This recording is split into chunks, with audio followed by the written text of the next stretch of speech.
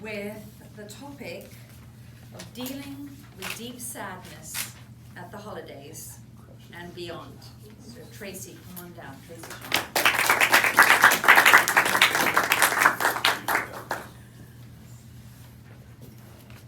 I want to remind all of you that during the holiday season, it's not always the joyful, mirthful time that we expect it to be. And there's many, many reasons behind this. Some of the more common ones is that during the holiday season, we have to get stuck in that spider web of our family of origin because there's more family functions during this time. And every family has its own special dysfunction that we have to deal with. Another very common thing that can make people feel sad and depressed during the holidays is just finances.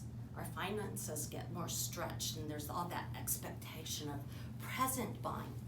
And then speaking of expectations, we sometimes have these expectations that we're going to make the holidays these glorious times for everyone around us. That doesn't usually work out the way we want it to. And also then sometimes we have the loss of people in our lives, and that becomes more poignant during the holiday season. And something else that we don't hear about, but I think happens too, is that we get into this year-end introspection of what have I accomplished and what have I not accomplished. Sometimes when we haven't accomplished everything we wanted to, that can put us in a lower state of being. So, as someone who has experienced, and still does, deep holiday melancholy, I thought I'd share two things that I do, two tips that help me through the holidays and beyond. The first tip is to balance true emotions with getting out there in the world. So what does this look like? If we push our true emotions down, if we just try to fake it till we make it, but we don't acknowledge our true emotions, guess what? They're gonna fester and we're not gonna start feeling any better. And we may even become not very nice people to be around. But if we acknowledge to ourselves what our true emotions are, and we can process them with a good friend, maybe talk to a therapist, life coach, whoever you need to process with, then you balance that out by getting out there, going to those holiday parties, even if you don't feel like it. I know I've done that before. My depression sometimes gets to a point where really I think I'm exhausted. I don't think I can get off the couch, but I force myself to do so. I get out there and I connect with other people. I hear what's going on in their lives, which, guess what? Reminds me and will remind us all that everyone is going through something. So balancing those emotions, processing them, and connecting with others. Now my second tip, and I like this phrase, call forth your inner rebel. And I don't mean that in the self-destructive James Dean way of smoking down cigarettes and driving too fast down the freeway. If you want to go the Wildcat and have cognac, then go ahead. But what I mean is that fire inside of you, that you keep your passion up. You keep your own health, your mental health, your physical health up, even during the holidays. So what does this look like? This looks like your inner rebel thumbing her nose at traditions that don't work for you.